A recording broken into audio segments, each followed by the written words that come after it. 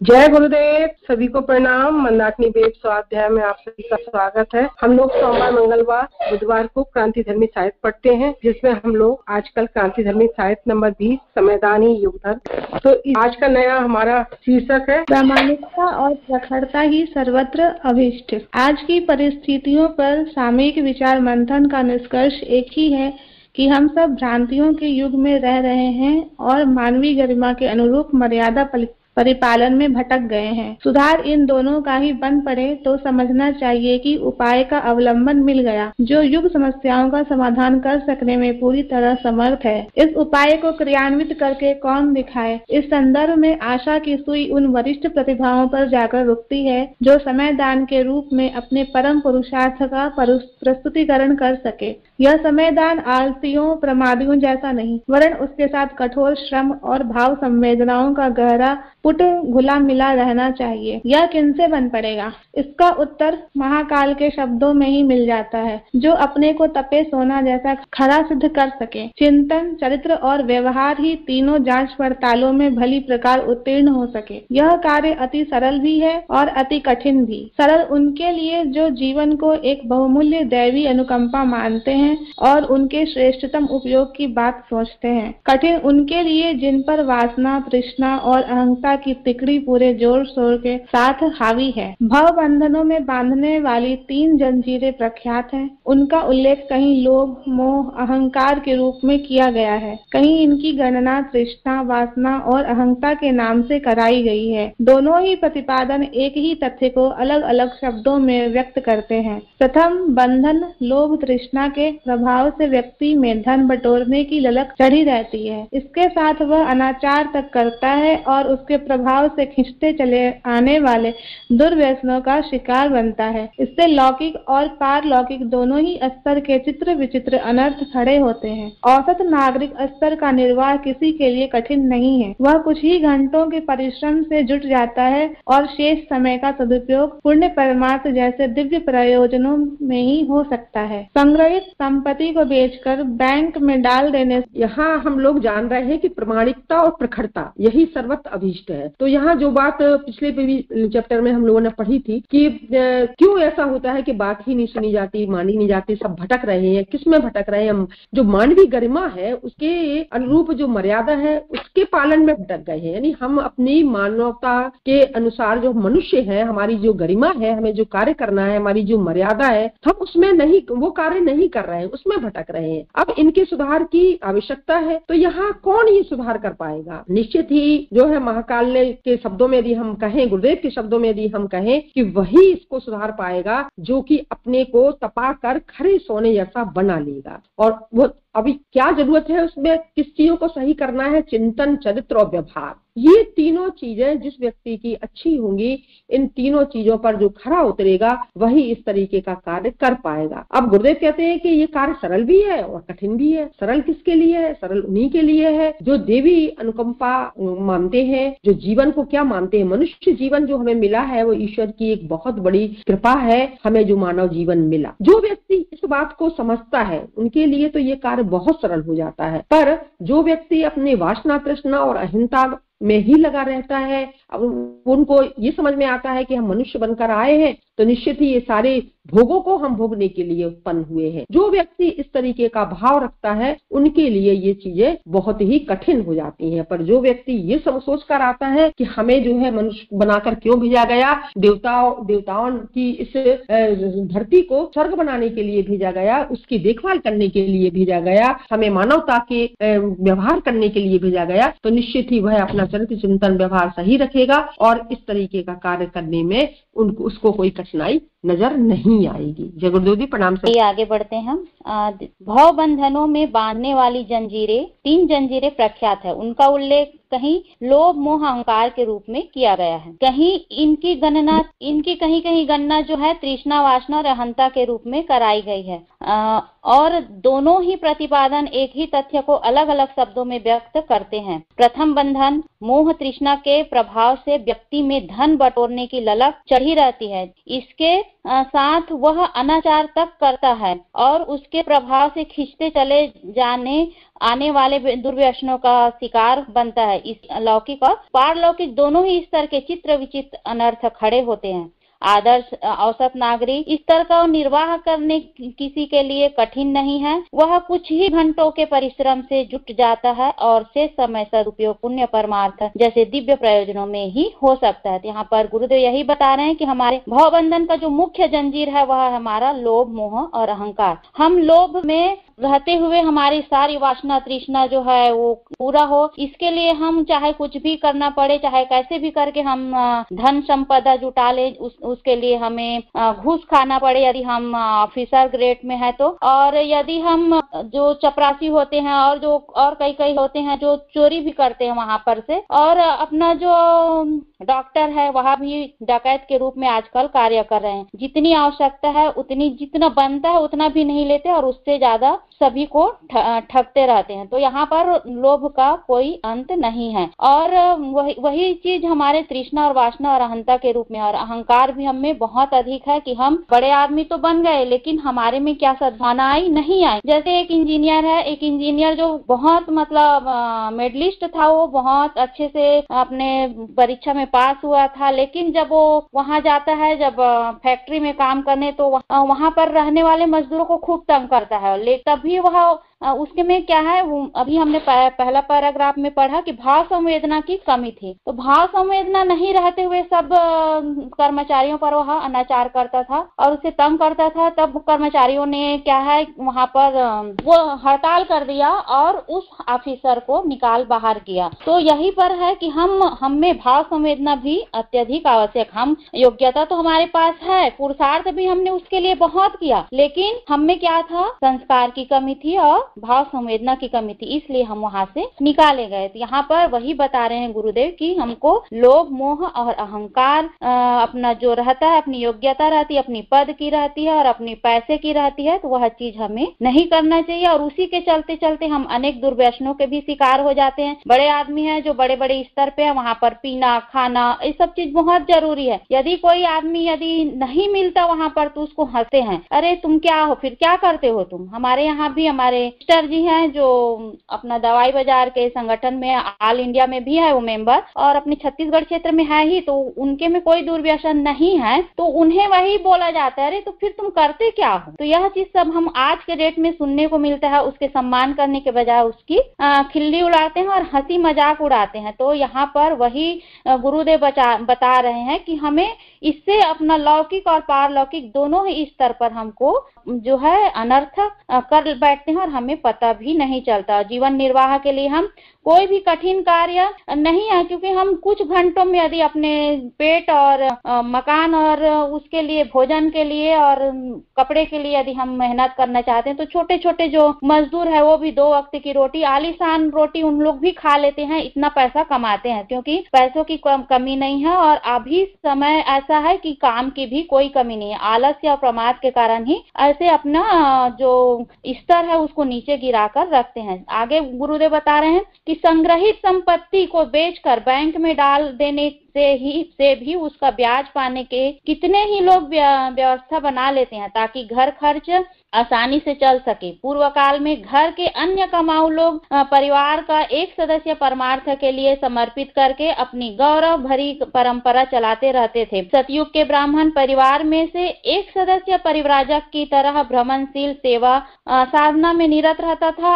आज भी चिंतन को थोड़ा झकझोरा जा सकता है और वैसे ही व्यवस्था फिर से नए सिरे से बन सकती है। तो आज हमारी चिंतन चरित बन जाए और बदल जाए, परिवर्तित हो जाए, तो हम आज के डेट में सभी, पहले तो महिलाएं काम नहीं करती थी, बच्चे काम नहीं करते थे, और जो एक काम करते थे और 6 लोग 7 लोग उसको खाते थे। लेकिन आज के समय में 6-7 लोग पूरा काम कर रहे हैं और उसके पास समय भी है, व्यवस्था भी है, फिर भी वह अपने नैतिक जिम्मेदारी से नैतिक जिम्मेदारी भी नहीं निभाते हैं। बच्चों को भी अपना किसी पास आया के पास छोड़ दिए और कहीं ट्यूशन भेज रहे हैं, पढ़ा भी नहीं सकते। तो आज की स्थिति ऐसा है, लेकिन कमाई जो है बहुत है, फिर भी उनको संतुष्टि नहीं है। और पहले के समय में वही बता रहे हैं गुरुदेव कि सतयुग में ब्राह्मण परिवार का एक सदस्य जो परिव्राजक के रूप में, मतलब एक पुण्य कार्य को ही करने के लिए वह पूरा अपना समय लगाते थे, समय दान देते थे।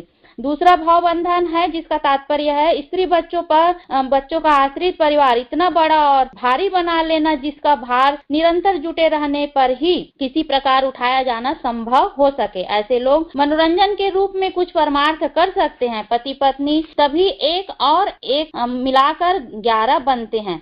जब उच्च उद्देश्यों के लिए एक दूसरे के सहयोगी बने, संतान के दायित्व नहीं के बराबर बनाए रखें, अन्यथा उनका निर्वाह और अमीर बनने का मंसूबा जीवन तत्व का सारा रस निचोड़ लेता है। वासना का प्रतिफल ही यह विष फल है। संतान रहित विवाहों में तो परमार्थ के लिए थोड़ी गुंजाइश भी रहती है, पर यदि वह आकर्षण बढ़ता जाता है तो श्रम का नियोजन और मनोयोग उसी प्रयोजन में खप जाता है। तो गुरुदेव यही बता रहे हैं। दूसरा है हमारा भावबंधन, जिसका तात्पर्य हम पूरा अपना समय जो है निरंतर अपना परिवार के लिए ही जुटे रहते हैं, उसके खाने की व्यवस्था के लिए, उसके कपड़े की व्यवस्था के लिए, और हम अच्छे पुण्य कार्य के लिए अपना समय नहीं जुटा पाते। ऐसे लोग जो है व्यर्थ के मनोरंजन में ही लगे रहते हैं। उस मनोरंजन को हम अच्छी चीज में भी कर सकते हैं, लेकिन हमारे जो विचार है वो परमार्थ की ओर नहीं है, स्वार्थ में डूबा हुआ है। इसलिए हम अपने अलावा किसी और के लिए नहीं सोचते। और गुरुदेव यही बता रहे हैं कि पति पत्नी तभी एक और एक से 11 बनते हैं जब वह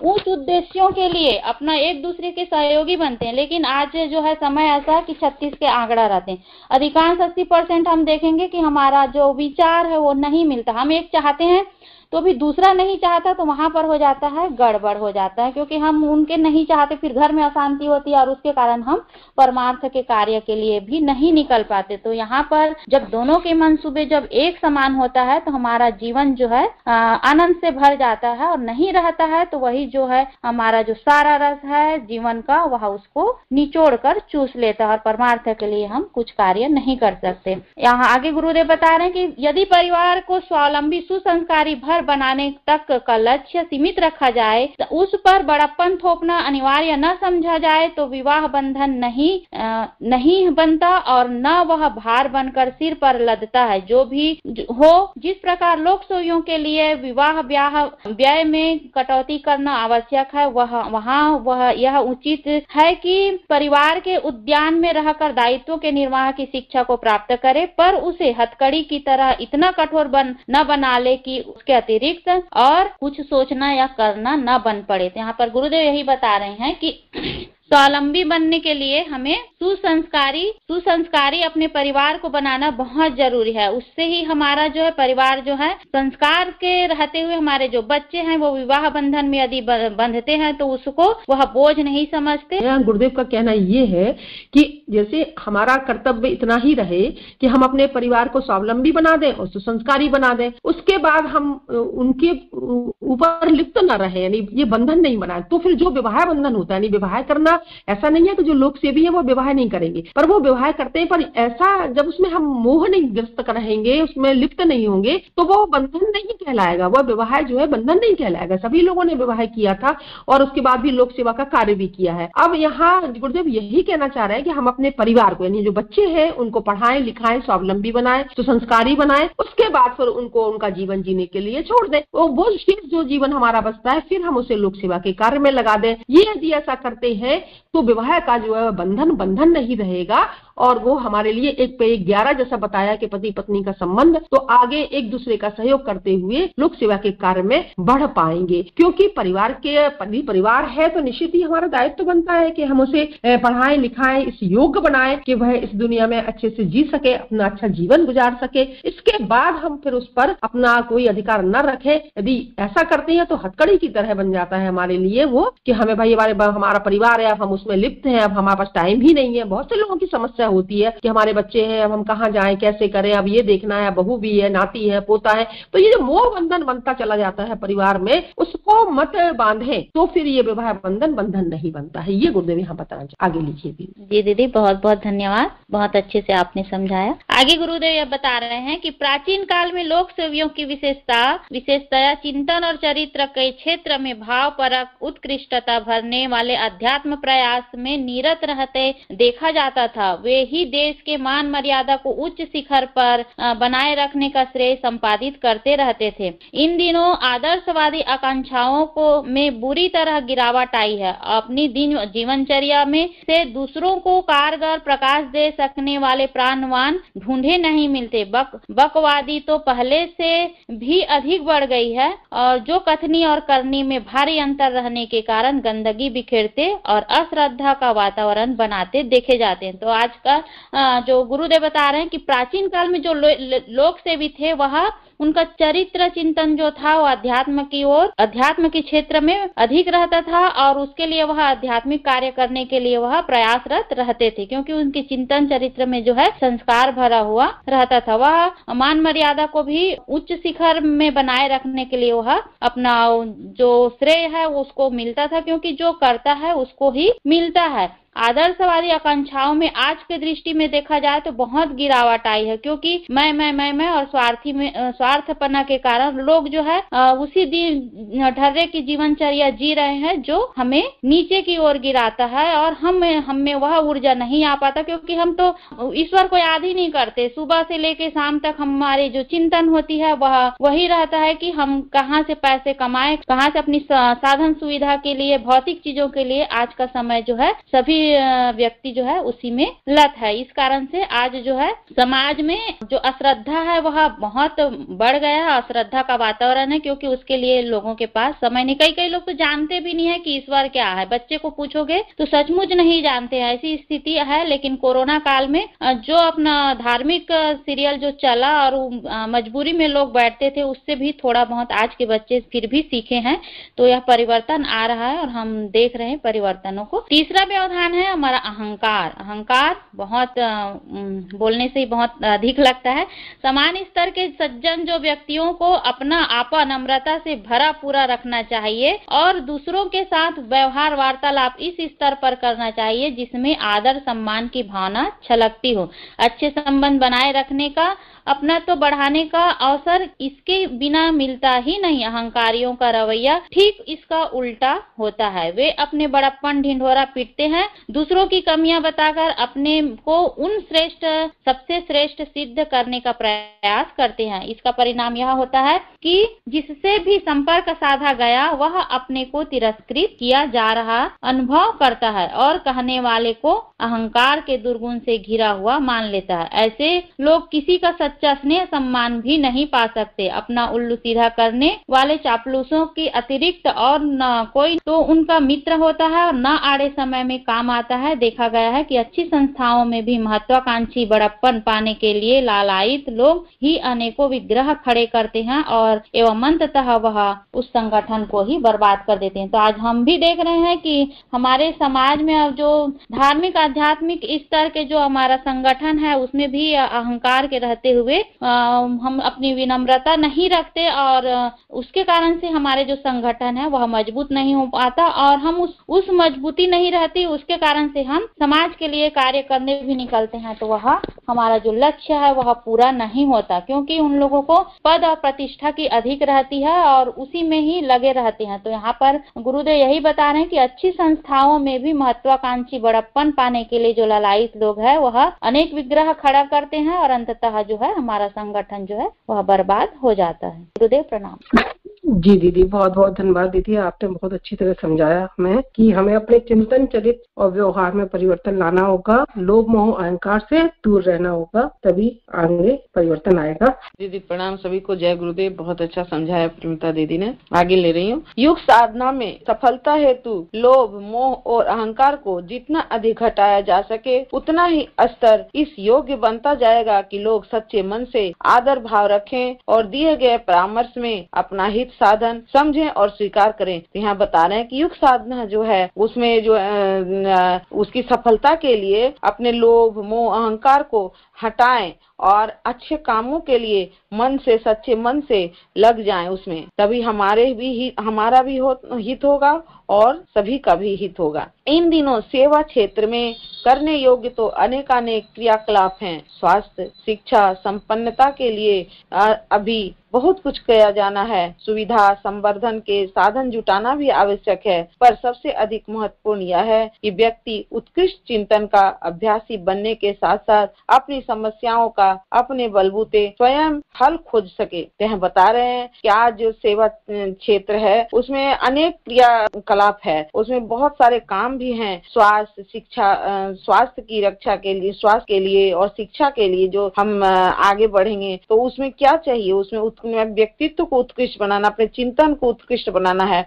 और तभी कह रहे हैं कि जब हम खुद अपनी समस्याओं को ढूंढ सकेंगे तभी हम स्वावलंबी भी बन सकेंगे और दूसरों को भी हम बना सकेंगे।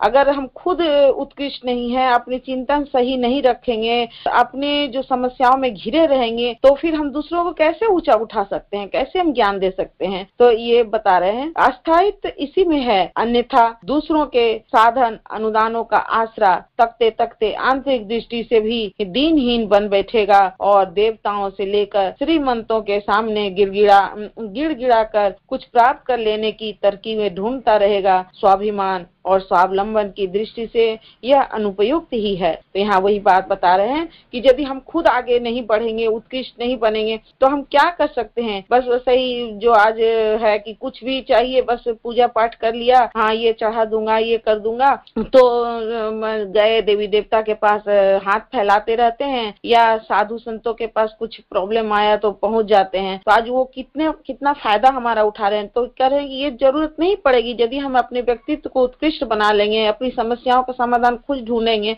तब हम दूसरों को उठा सकते हैं। हमें दूसरों के आगे हाथ नहीं फैलाना पड़ेगा, हम खुद स्वावलंबी हो जाएंगे और दूसरों को भी उठा सकेंगे। गुण, कर्म, स्वभाव, उत्कृष्टता ही वास्तविक सशक्तता है जिसके द्वारा व्यक्ति प्रामाणिक, विश्वस्त एवं कर्तव्य परायण समझा जाता है। वह जहाँ भी जाता है वहीं सम्मान पाता है और समर्थन, सहयोग का वातावरण सहज ही बनता दिख पड़ता है। यहाँ बता रहे हैं गुण, कर्म, स्वभाव जो है वही हमें उत्कृष्ट बनाता है, वही सशक्त भी बनाता है और कर्तव्य परायण भी बनाता है। तो कहते हैं कि ऐसे लोग जो हैं वही जिसके अंदर ऐसे आ जाते हैं गुण, तो ऐसे लोग ही सम्मान पाते हैं, सहयोग भी पाते हैं और वातावरण भी उसके कारण सही बनते हुए दिखता है। 21वीं सदी के अवतरण में भगीरथ जैसे तपस्वी व्यक्तियों की आवश्यकता है। ऐसे तपस्वी जो मानवीय सद्गुणों का अभ्यास करने के उपरांत देवोपम विशेषता के क्षेत्र में प्रवेश पा चुके हों। जो दूसरों के अवगुणों पर जीत पा लेता है वह वीर कहलाता है। पर यहाँ बता रहे हैं कि आज कैसा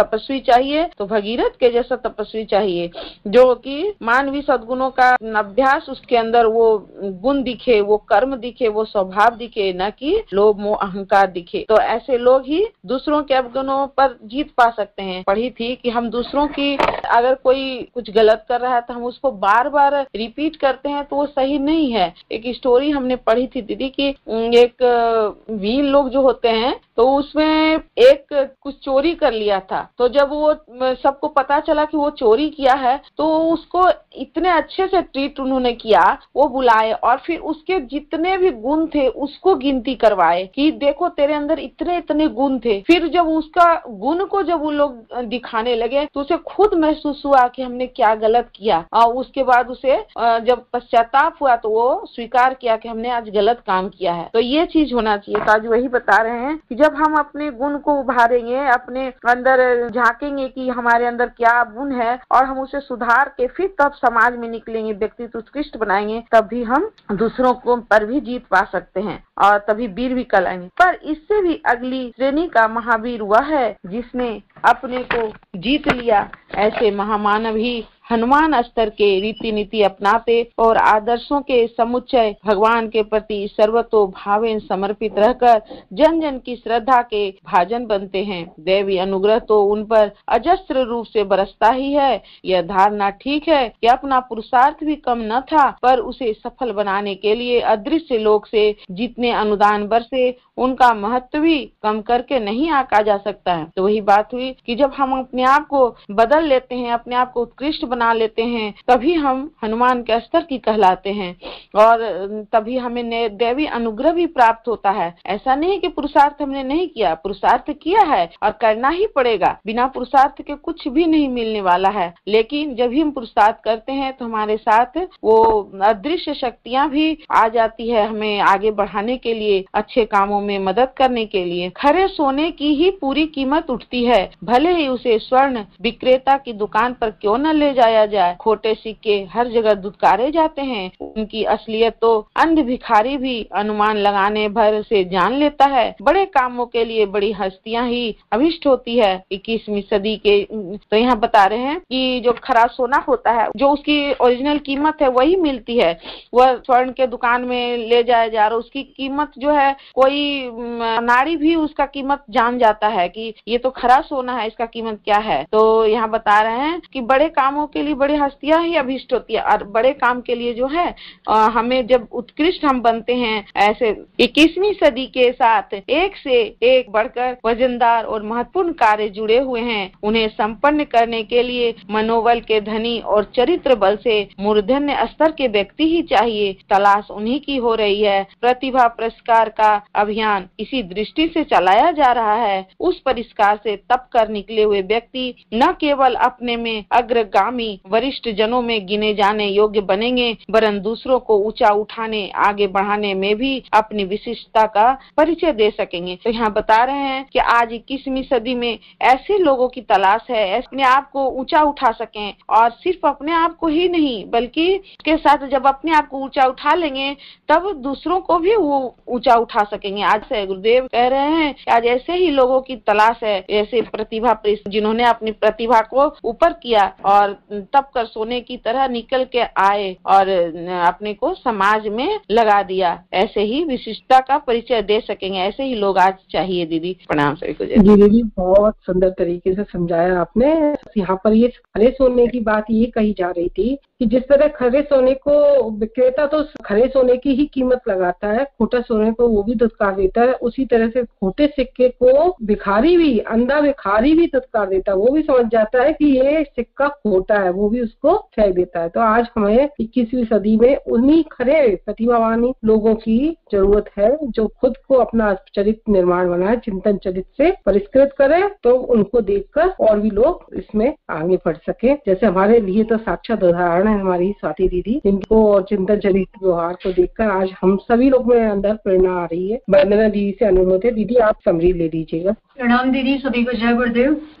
जैसा कि जो विषय का नाम है आज का प्रामाणिकता और प्रखरता, गुरुदेव ने कहा इसी दोनों के आधार पर सुधार का अवलंबन बन पड़ेगा और सभी समस्याओं का समाधान हो पाएगा। और इसकी जिम्मेदारी सबसे पहले गुरुदेव ने बोली है कि वरिष्ठ प्रतिभाओं की जिम्मेदारी है कि वो अपनी प्रामाणिकता और प्रखरता को अभिष्ट बनाए और उन्हीं के आधार पर समाज के और व्यक्तिगत सभी समस्याओं का समाधान संभव है। और उसके लिए गुरुदेव ने ये भी कहा है कि आलसी और प्रमाणियों के बस की बात नहीं है। इसके लिए पुरुषार्थी और कठोर श्रम और भाव संवेदनाओं से भरे व्यक्तित्व की जरूरत है। और फिर महाकाल का उत्तर भी है कि कैसे लोग हो सकते हैं, तो उसके लिए जो तपे सोने जैसा खरा सिद्ध करे खुद को चिंतन चरित्र और व्यवहार के दृष्टिकोण से अपने आप को उत्तीर्ण और सिद्ध साबित कर पाए, वही खरा सोना बन पाएंगे और वही वाकई में वरिष्ठ प्रतिभावान कहे जाएंगे। जिनके और ये अपनाना बहुत ही आसान उन व्यक्तियों के लिए गुरुदेव ने बताया है जो अपने जीवन को बहुत ही मतलब परमात्मा की बहुत बड़ी अमूल्य धरोहर समझते हैं और उसके श्रेष्ठतम उपयोग की बात सोचते हैं कि परमात्मा ने अपना प्रकृति रूपी जो बगीचा दिया उसे सुंदर बनाने का हमारा कर्तव्य है। ऐसी सोच रखने वालों के लिए बहुत ही आसान है। लेकिन जो केवल वासना तृष्णा और अहंता की वो जंजीरों में जकड़े हुए हैं उनके लिए ये बहुत ही कठिन काम है। उन्होंने इसे ही बहुत 3 बंधन बताए हैं जो लोभ मोह अहंकार है, जो कहीं कहीं वासना तृष्णा और अहमता कहा गया है। और इसकी व्याख्या भी गुरुदेव ने बहुत अच्छी की है कि जो प्रथम बंधन क्या है, लोभ है। तृष्णा क्या है? तृष्णा का मतलब गुरुदेव ने बताया है अनियंत्रित इच्छाएं जो होती हैं व्यक्ति की, वही तृष्णा होती है। गुरुदेव ने तृष्णा की परिभाषा ये बताया कि अत्यधिक कोई भी चीज के मामले में, चाहे धन बटोरने के मामले में हो या किसी भी चीज के मामले में, मतलब अधिक से अधिक अपने पास आवश्यकता इतनी चीजें हैं, आवश्यकता से भी कुछ चीजें हैं जो हम इमरजेंसी में यूज करें, उसके बावजूद भी हमें और अधिक चाहिए और अधिक चाहिए। और जब अत्यधिक संचित करके रखने की प्रवृत्ति हो जाती है तो उसमें वही है कि गुरुदेव ने तो सीधे कहा है कि जिसके पास आवश्यकता से अधिक बहुत अधिक दिखाई दे, इसका सीधा सा मतलब ये निकाल दीजिए कि वो ईमानदारी की कमाई नहीं हो सकती है। कोई भी चीज अगर उसके अंदर है तो उसके निश्चित है फिर क्या होता है, अनाचार बढ़ता है, तभी वो चीजें उनके पास इकट्ठी होती है। तो गुरुदेव ने कहा है अगर हमें चिंतन चयन व्यवहार के माध्यम से खुद को कसना है कसौटी पे, तो हमें औसत नागरिक स्तर का ही जीवन जीना पड़ेगा और अपने व्यक्तिगत पारिवारिक स्तर की जो चीजें हैं, जो रिक्वायरमेंट है, उसके लिए हमें कुछ ही घंटों का श्रम करके और उसका सदुपयोग करके हम धन का संचय कर सकते हैं, जो मतलब आवश्यकता है। बाकी समय को हम परमार्थ और पुरुषार्थ दिव्य प्रयोजन में लगाएं। और फिर गुरुदेव ने ये कहा है कि सतयुग के ब्राह्मण परिवार में एक सदस्य परिव्राजक के रूप में होता था जो समाज सेवा का काम करता था। तो आज भी अगर हम चाहें, क्योंकि आज भी इसकी जरूरत है, जिसकी चिंतन में समाज के लिए बहुत ही ज्यादा कुछ करना ही है, तो हम फिर से वही चीज स्थापित कर सकते हैं अपने समाज में कि जिसके परिवार में आवश्यकता नहीं है कि नहीं हर एक व्यक्ति को कमाने की जरूरत है ही, उसके बिना काम नहीं चलेगा, तो ही हम करें। नहीं तो जहाँ पे सामर्थ्य है, चाहे वो प्रतिभा के रूप में हो, चाहे धन के रूप में, देखभाल के रूप में, तो उनके घर का कोई भी एक व्यक्ति पूरी तरीके से समाज के कार्यों में लग सकता है परिव्राजक के रूप में। पुराने समय ये होता था, जितने भी हमारे देश आजाद होने की जो बात हुई थी उस समय भी ये सारी चीजें हुई है, तभी जाके हमारे देश को इतनी जल्दी आजादी मिली। बहुत लोगों ने संघर्ष किया। फिर दूसरा बंधन गुरुदेव ने बताया है लोभ के बाद मोह का बंधन, कि परिवार के ऊपर गुरुदेव ने बताया है कि जो भी पति पत्नी है और बच्चे हैं, तो हम लोग उनके कर्तव्यों का पालन तो कर दें। और पति पत्नी के लिए बताया है कि अगर हम श्रेष्ठ उद्देश्य का पालन करें तभी हम 1 और 1 11 हो सकते हैं। अगर हम केवल अपने परिवार से, कि मतलब कि पति पत्नी है, बच्चे और उतने तक ही सीमित रखें और अपने 24 घंटे का समय हमेशा अंतिम सांस से इसी में लगे रहे, तो वो 1 और 1 11 नहीं बल्कि वो भार के रूप में हो जाता है। तो गुरुदेव ने इसके लिए यही कहा कि अगर जरूरत ना हो तो भी संतान के दायित्व को न लिया जाए, तो फिर हम जीवन को और भी मतलब श्रेष्ठ कामों में लगा सकते हैं। क्योंकि एक संतान के होने से क्या होता है, जिम्मेदारियां और भी बढ़ जाती हैं, तो भी उसकी जिम्मेदारी तो हम करें, लेकिन उसके बाद अतिरिक्त मोह में ना फंसे। शिक्षा दीक्षा के बाद आगे की मतलब स्वावलंबी सुसंस्कारी बना के उसे हम छोड़ दे, बहुत ज्यादा आसक्त और मोहग्रस्त ना हो, कोई चीज हम उसके ऊपर न थोपे, तो निश्चित है कि हम लोग सेवियों की दिशा में आगे बढ़ सकते हैं। जैसे होता है कि हम कई परिवार होते हैं, जैसे गुरुदेव ने कहा है कि ब्रह्मचर्य के बाद गृहस्थ आश्रम, फिर वानप्रस्थ में आप जाइए। तो वानप्रस्थ क्या है, यही है कि आपने अपने बच्चों के प्रति अपने कर्तव्य की जिम्मेदारियों को निभा दिया, उसके बाद आप वानप्रस्थ यानी समाज सेवी के रूप में आगे आइए, अपने पूरे समय को समाज के कार्य में लगाइए, बाकी अपना जितना निर्वाह की चीजें बस, उससे ज्यादा नहीं। तो अगर हम इस मोह से साइड होंगे तभी हम इस कर्तव्य का पालन कर पाएंगे और वानप्रस्थ बन पाएंगे और लोक सेवियों की ओर आगे बढ़ पाएंगे। और इसके लिए गुरुदेव ने यही कहा है कि वही बात है बार बार की निर्वाह की जो चीजें हैं बस उतना होगा, बाकी हम अधिक जो भी समय है, विचार है, अपना श्रम है, साधन है, उस सबको हम समाज कार्यों में लगाएं और अपने देश की मान मर्यादा प्रतिष्ठा का ध्यान रखें। उसके लिए अपने चिंतन चरित्र और व्यवहार को भावनात्मक दृष्टि से भी उत्कृष्ट बना के रखें। और ये लाइन बहुत ही इंपॉर्टेंट लगी जो बाद में गुरुदेव ने एकदम वर्तमान में लिखा है कि इन दिनों आदर्शवादी आकांक्षाओं में बुरी तरह गिरावट आई है। अपनी दिनचर्या से दूसरों को कारगर प्रकाश दे सकने वाले प्राणवान ढूंढे नहीं मिलते। बकवासवादी तो पहले से भी अधिक बढ़ गए हैं, जो करनी और करनी में भारी अंतर रखने के कारण गंदगी बिखेरते हैं और अश्रद्धा का वातावरण बनाते देखे जाते हैं। ये हम सब लोग हर जगह देख रहे हैं, चाहे हॉस्टल हो, चाहे कॉलेज हो, चाहे हमारे समाज का लोग सीधे ऐसे बोलते हैं कि अरे जिंदगी है बस खाओ पियो मौज उड़ाओ, क्या करेंगे। जानते हैं सारी चीजें हमारे शरीर के लिए क्या नुकसानदायक है, उसके बावजूद भी उन्हें कोई फर्क नहीं पड़ता, वो उसी ढर्रे में अपना रहते हैं। मतलब कि आप लोगों ने भी देखा होगा, हम लोग भी देखते हैं, कई बार डर भी लगता है इन चीजों से कि वातावरण ऐसा हो गया कि मतलब कहीं हमारे अंदर ये चीजें मत आ जाए। तो उसमें अगर हम थोड़े से ज्यादा तप करते हैं तभी हम उस चीजों को परख पाते हैं कि हमारे अंदर तो चीजें नहीं आ रही है। तो इसका गुरुदेव ने बोला ध्यान रखने के लिए वो चीजें ना है हमारे अंदर। और फिर तीसरे व्यवधान को गुरुदेव ने अहंकार के बारे में बताया है कि सज्जन व्यक्ति को नम्र बना होना चाहिए, सज्जन व्यक्ति को नम्र बना होना चाहिए और उनके व्यवहार में हमेशा आदर और सम्मान की भावना झलकनी चाहिए। जितने लोग भी बहुत ज्यादा बड़प्पन दिखाने की कोशिश करते हैं ना, ढिंढोरा पीटने की गरज लेते हैं, समझ जाइए उनके अंदर अहंकार बहुत फूट के भरा है। गुरुदेव ने ऐसा लिखा है कि उनको क्या दूसरों की कमियां बताकर अपने आप को श्रेष्ठ सिद्ध करने का प्रयास वो निरंतर करते रहते हैं, जिसकी वजह से उनका अहंकार और भी बढ़ता है और इस दिखावे के चक्कर में वो कुछ नहीं कर रहे, क्योंकि उनका पूरा दिमाग तो उसी में फोकस रहता है। जितने भी अहंकारी हैं वो अपने काम के माध्यम से या अपने पहनावे कुछ भी माध्यम से वो दिखावे वाली चीजों में ज्यादा, मतलब ढिंढोरा पीटने वाले में ज्यादा रहते हैं। तो उसी पे जब ध्यान रहेगा तो हम समाज के लिए और बाकी काम कहाँ से अच्छा करेंगे और किसी के प्रति हमारा व्यवहार कैसे अच्छा होगा। और अपने दिखावे के चक्कर में कई बार अगर वो सेवा के लिए भी आते हैं लेकिन पूर्णतः दिखावे के भाव से करते हैं, तो जो हम सेवा भाव रूप में करते हैं ना, जिसको देते हैं, तो उसके अंदर भी एक होता है नहीं कि जो निस्वार्थ भाव से करे तो सामने लेने वाले पे जो प्रभाव पड़ता है वो पूर्णतः नहीं पड़ता, उसको फिर वही दिखावे वाली चीजें उसको दिखती हैं। और ये बहुत अच्छा, बहुत सही बात है जहाँ तक मेरा कहना है कि अच्छी संस्थाओं में भी महत्वाकांक्षी बड़प्पन पाने के लिए लालायित लोग ही अनेक विग्रह खड़े कर देते हैं और अंत में संगठन बर्बाद हो जाता है। चाहे आज के टाइम स्कूल, कॉलेज, कोचिंग, बहुत सारी ऐसे संगठन है, आप देखेंगे कुछ तरीके के लोग वहाँ आ जाते हैं जिसकी वजह से धीरे धीरे पूरी संस्था पे ऊपर प्रभाव पड़ता है। ये बात बिल्कुल सत्य है। और फिर उसके बाद गुरुदेव ने बोला, अगर योग साधना में हमें सफलता चाहिए तो किसी भी कीमत पे हमें लोभ और अहंकार को अधिक से अधिक घटाने की कोशिश करनी होगी, तभी हम सच्चे अर्थों में योग्य बन पाएंगे और सच्चे मन और आदर भाव वाले व्यक्तित्व बन पाएंगे। और उसके बाद गुरुदेव ने कहा बहुत ही महत्वपूर्ण बात है कि व्यक्ति उत्कृष्ट चिंतन का अभ्यासी बनने के साथ अपनी समस्याओं का अपने बलबूते स्वयं हल खोज सके, स्वावलंबी बन सके। तो इसके लिए मुझे जहाँ तक लगता है कि गुरुदेव ने कहा ना, अगर व्यक्तित्व को हमें श्रेष्ठ बनाना है चिंतन को, तो आप जो कर रहे हैं, हम लोग जो कर रहे हैं, स्वाध्याय इसका बहुत ही बड़ा माध्यम है। कि स्वाध्याय जैसे गुरुदेव ने कहा है कि फिजिकल बॉडी के लिए हम आहार लेते हैं, अन्न फल फूल ग्रहण करते हैं, वैसे ही हमारी मेंटल और जो इंटरनल बॉडी है, जिसको आत्मा भी कह सकते हैं, उसके लिए श्रेष्ठ विचार बहुत जरूरी है और उसका माध्यम स्वाध्याय से बड़ा कुछ भी नहीं है। और इससे होता भी है कि जैसे आपकी समस्याओं का समाधान खुद मिल सके, तो हम जब स्वाध्याय करेंगे, अधिक से अधिक में जानकारी होगी और अधिक लोगों से डिस्कशन होगा, तो निश्चित है कि हमें अपनी समस्याओं का समाधान करने की कैपेसिटी भी धीरे धीरे इंक्रीज होगी, क्योंकि हमारा नॉलेज बढ़ता जाएगा और हम स्वावलंबी बनते जाएंगे। उसके बाद फिर वही बात है कि गुण कम स्वभाव को ही उत्कृष्टता की कसौटी पर कसा जाए और यही वास्तविक सशक्ता है। इसके बिना प्रामाणिकता सिद्ध नहीं कर सकते हम और सहयोग समर्थन की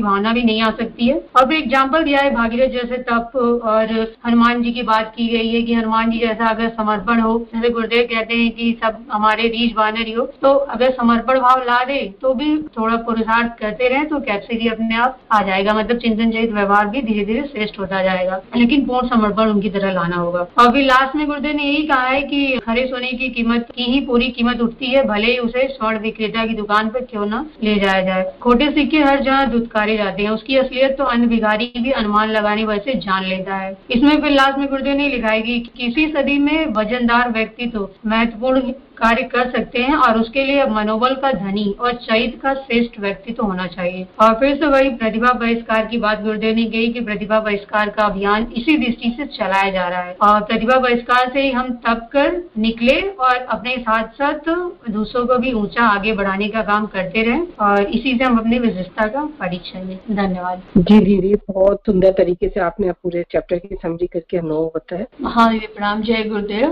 तो ये जो बहुत अच्छा चैप्टर रहा, तो चैप्टर का जो जिस्ट है वो 2 पॉइंट निकल के आते हैं। एक तो लोभ मोह अहंकार वाली बात है, प्रामाणिकता और प्रखरता ही सर्वत्र अभीष्ट। तो इसमें आने वाले विघ्नों की चर्चा कर दी, लोभ मोह अहंकार और चिंतन चरित्र और व्यवहार, इस पर हमें काम करना। चिंतन तो ये पॉजिटिव हो गया, सत्प्रवृत्ति का संवर्धन, चिंतन चरित्र व्यवहार में पॉजिटिविटी आए और लोभ मोह अहंकार निकले, यही प्रतिभा का परिष्कार हो और आध्यात्मिकता यहीं से हमें प्राप्त होगी। मैं जैसे बार बार बोलती हूँ कि जो कुछ भी गुरुदेव ने कहा है, और हम लोग कई बार बोलते हैं गुरुदेव केवल अपनी कुंडली जागरण की बात नहीं करते, वरन पूरे विश्व की कुंडली के जागरण की बात करते हैं। तो ये सारी बातें क्या है? ये सारी बातें यही है कि गुरुदेव हमें एक प्लेटफॉर्म देते हैं, संविधान ही युग धर्म। ये हमें बार बार मेन किताब का जो नाम है उसको समझ के चलना होगा। संविधान ही युग धर्म है और उस बुक क्यों है? तो वो इसलिए है कि हम जब अपने लोभ मोह अहंकार को हटा दें मानेंगे और चिंतन चरित्र और व्यवहार को उच्च रखेंगे, श्रेष्ठ करेंगे, तो जो मुक्ति का पथ है, जो लोग सारे जितने भी वेदों का सार है, जितनी भी चीजें आती हैं, शास्त्रों की बातें आती हैं, वो अभीष्ट होगी, हमें वो प्राप्त होगी। इसको ऐसे समझना चाहिए कि लोभ मोह अहंकार तो हर्डल्स हैं, लेकिन ये हटेंगे कैसे? चिंतन चरित्र और व्यवहार में उत्कृष्टता से। चिंतन चरित्र व्यवहार में उत्कृष्टता कैसे आएगी? जैसे वंदना कह रही थी कि स्वाध्याय के चरण है, जो हम सत्साहित्य पढ़ते हैं, पहले हम अपने आप को उसके आधार पर कंपेयर करें, वे हम कहाँ हैं, फिर अपने अंदर सुधार करें, अपने आप को अच्छा बनाने की कोशिश करें, स्वावलंबी बने। सबसे बड़ी बात है स्वावलंबी, चिंतन से स्वावलंबी बनना। अभी क्या है, हमको कोई सोच के बता दे, कोई निर्णय दे के बता दे, ये यहाँ से गड़बड़ है, चिंतन से ही गड़बड़ हो जाता है। फिर कैरेक्टर में हमारे आना चाहिए, फिर हमारे व्यवहार में आना चाहिए। व्यवहार में थर्ड पर्सन, चिंतन और चरित्र तो हमारा पर्सनल लेवल पे हो जाता है, लेकिन व्यवहारिक स्तर पर व्यवहार हो जाता है कि हम क्या अंदर हैं तो वही बाहर निकलते हैं। तो ये बहुत अच्छा चैप्टर रहा। जय गुरुदेव, प्रणाम। जय गुरुदेव, सभी को मेरा प्रणाम। गुरुदेव ने हमें बताया कि इस युग के अनुसार हमें कैसा होना है और प्रामाणिकता को बहुत महत्वपूर्ण बताया कि ये कहा कि भाई लोग तो बहुत हो गए, पहले से ज्यादा प्रवचन करता है वाले लोग, बहुत बड़ी बड़ी बातें कहने वाले हैं, लेकिन जो सच्चा प्रामाणिक व्यक्ति है वो नहीं है उसकी। तो हम, जैसे मेरे मन में जो एक विचार आ रहा था कि ये समय दो तरीके से है। एक तो जो सत्य गुणी व्यक्ति हैं, जैसे हम लोग जो जुड़े हैं, हम लोगों को जैसे लगता था बीच के समय में कि बहुत खराब माहौल चल रहा है, तो उसके लिए तो ये बहुत अच्छी बात है। हमें खड़ा सोना बनने की बात करें, क्योंकि अब मिलावट वाली दुनिया नहीं चलने वाली है बहुत दिनों तक। हम जो हैं हमें प्रामाणिक होना पड़ेगा, अंदर से और बाहर से। कोई किसी को अब बहुत ज्यादा देर तक ठग नहीं सकता है, तो वो बहुत जरूरी है। हम जैसे हैं, जो हमारा व्यक्तित्व वो बिल्कुल आर पार पारदर्शी होना चाहिए, तभी हमें बिल्कुल खड़ा सोना बनना है। मतलब जैसे सोना भी भाई नकली और जेवर से पूरे बाजार भरे पड़े होते हैं, लेकिन लोग तो वही लेते हैं, महत्व तो वही 24 कैरेट का है, तो हमें वो 24 कैरेट गोल्ड बनना है। और बिल्कुल जैसे जो भी है, और ये कोई काम मुश्किल भी नहीं है, बहुत आसान है, बल्कि अच्छे सत्वगुणी व्यक्ति के लिए तो ये बहुत ही अच्छा समय है, और फिर दुर्जनों के लिए बुरा भी समय है। बीच का समय बिल्कुल मिलावट वाला था कि समझ में ही नहीं आता था। तो ये गुरुदेव का आश्वासन हम सब के लिए बहुत अच्छा है। और जैसे वंदना दीदी ने कहा कि ये काम आसान भी है, कठिन उनके लिए है जिन्होंने इसका अभ्यास नहीं किया, लेकिन जो शुरू से जिनके घर में माहौल है, संस्कार का वातावरण है, तो उनके लिए बहुत अच्छा है। तो हमें बिल्कुल खड़ा सोना बनना है, जो ही काम कर रहे हैं जिस लेवल पे। जरूरी नहीं है कि हम बहुत बड़ा ही कुछ करें, हमें जो जिम्मेदारी मिली है बस उसको हम अपनी पूरी ईमानदारी से निभाएं। कोई गृहिणी है तो घर को ही अच्छे से चलाने में गर्व महसूस करे, ये ना समझे कि भाई मेरा काम कोई छोटे स्तर का है। जिसे जो काम मिला है, ये भी बड़ी बात है, हर व्यक्ति हर चीज नहीं कर सकता, तो हम जहाँ हैं अपने आप को वहीं पे बिल्कुल 24 कैरेट प्रूव करें। ये समय है, प्रामाणिकता बहुत जरूरी है, हमें प्रमाण देना पड़ेगा, हम बिल्कुल धोखा नहीं दे सकते अब लोगों को। तो ये बात को मैंने ग्रहण किया कि हमें, और बिल्कुल इसमें कोई ये भी नहीं, कंपटीशन भी हमें नहीं करनी है गुरु कार्य में कि अरे वो इतना कर लिया तो हम बस नाम दिखाने के लिए कर रहे हैं। हम जितना ही कर रहे हैं, थोड़ी देर ही कर रहे हैं, कुछ हमने ग्रहण किया उसी को हम लोगों के बीच फैलाएं। हम जहाँ हैं वहाँ एक अच्छा माहौल बनाएं। हम अपने घर में हैं तो अपने आसपास के वातावरण को ही बिल्कुल ऐसा बना दे कि हमारे आसपास 2-4 लोग हमें देख करके हमसे प्रेरणा ग्रहण करें, वैसा व्यक्तित्व हम बनाएं। ये भी बहुत बड़ा काम होगा, ये कोई छोटा काम नहीं होगा। तो हम बहुत आसानी से इस काम को कर सकते हैं यदि हम इसके मूल जो गुरुजी का तत्व है उसको ग्रहण करें कि हमें अब मिलावटी नहीं बनना है, हमें बिल्कुल 24 कैरेट गोल्ड बनना है। यही मैंने ग्रहण किया और सबको बताती हूँ। जय गुरुदेव, सभी को मेरा प्रणाम। प्रणाम दीदी, सभी को सादर प्रणाम। बहुत अच्छा चैप्टर रहा हम लोगों के लिए, तो बहुत ही कुछ सीख रहे हैं, हम लोग सीखते जा रहे हैं। 1 वर्ष हो गया हमको यहाँ समाधान देते शक्तिपीठ पे, तो ये हमारे लिए तो बहुत ही अच्छा है कि प्रामाणिकता और प्रखरता सर्वत्र भी। तो इसमें बहुत ही अच्छा है कि जो गुरुदेव ने यहाँ जो लिखा है कि ये समाधान आलसियों प्रमादियों जैसा नहीं, वरन उसके साथ कठोर श्रम और भाव संवेदनाओं का गहरा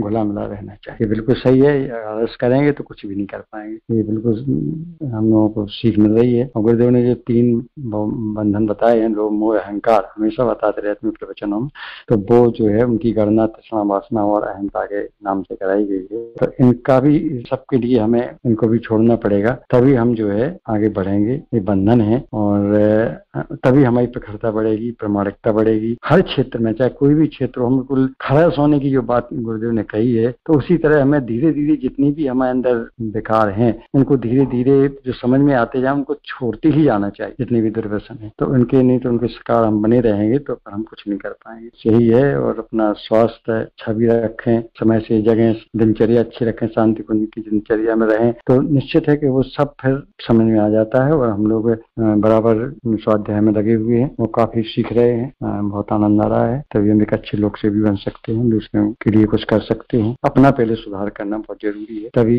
लोग अपने आप फिर नजदीक आने लगते हैं और हर चीज सलाह देने लगते। जय गुरुदेव दीदी, प्रणाम सभी। जी भैया, सही कहा आपने कि हम लोग स्वाध्याय के द्वारा चिंतन चरित व्यवहार में हमारे परिवर्तन हो रहा है, और जब इनमें परिवर्तन हो रहा है तो हमारे अंदर से लोभ मोह अहंकार तो थोड़ा बहुत हट ही रहा हो। जी दीदी, प्रणाम सभी को। बहुत ही सुंदर हमने पढ़ा आज प्रामाणिकता और प्रखरता ही सर्वत्र अभिष्ट। किसी भी कार्य को हमको करना है तो पहले हमें उसकी प्रामाणिकता सिद्ध करनी होगी, और प्रामाणिकता सिद्ध होती है तो प्रखरता उसकी बढ़ती है, और जब प्रखरता बढ़ती है तो हमें मन चाही चीज अभिष्ट के रूप में प्राप्त हो जाती है। तो यहाँ पे गुरुदेव यही बता रहे हैं कि सोना, जैसे अभी प्रतिभा निधि दीदी ने बोला कि 24 कैरेट गोल्ड, तो 24 कैरेट गोल्ड को भी अग्नि में तपकर निकलना पड़ता है, अपनी प्रामाणिकता सिद्ध करनी पड़ती है। जब वो अपनी प्रामाणिकता सिद्ध कर देता है तो उसकी प्रखरता बढ़ जाती है, और प्रखरता बढ़ जाती है तो हमें पता लग जाता है कि शुद्ध और अशुद्ध क्या है। तो यहाँ पे गुरुदेव ने हमें यही बताया है कि अपने चरित्र चिंतन व्यवहार को की प्रामाणिकता सिद्ध करिए, अपने आप को कसौटी पर कसे, और फिर हम उसी चीज को प्राप्त कर पाएंगे जो हम मानव जीवन में आए हैं। अर्थात अपने आप को तपाकर जब हम साधना के मार्ग पर चलते हैं तो जीवात्मा परमात्मा से साक्षात्कार करने के लिए बिल्कुल उसका साक्षात्कार संभव होता है। परंतु उसके पीछे जो चीजें हैं वो क्या है कि पहले अपने आप को परिष्कृत करना है, भव बंधनों से अपने आप को बाहर निकलना है। तो इसको निकालने के लिए जब हम निकाल पाते हैं कसौटी पर अपने आप को कसकर, तो मनुष्य जीवन जो हमें बहुमूल्य उपहार के रूप में मिला है, तो हम इससे संसार में ही लिप्त नहीं रहते हैं, अपनी आत्मिक प्रगति का भी मार्ग प्रशस्त कर लेते हैं। और इसके जो आधार बताए हैं उसके आधार है उपासना, साधना और आराधना। और इसके जो 4 स्तंभ गुरुदेव ने हमें बताए हैं, संयम, सेवा, स्वाध्याय और साधना। तो बस कहने का मतलब यही है कि बुद्धिमत्ता तो इसी में है कि प्रकाश की ओर चला जाए, अंधकार में ना भटका जाए। तो जब हमें यह मार्ग मिल जाता है, अपने आप को हम परिष्कृत कर लेते हैं, अपने कर्तव्य बोध को जान जाते हैं, तो निश्चित ही हम अपने गुण कर्म स्वभाव से यह सिद्ध कर पाते हैं कि हम भी गुरुदेव की उस मशाल में अपना हाथ लगा सके।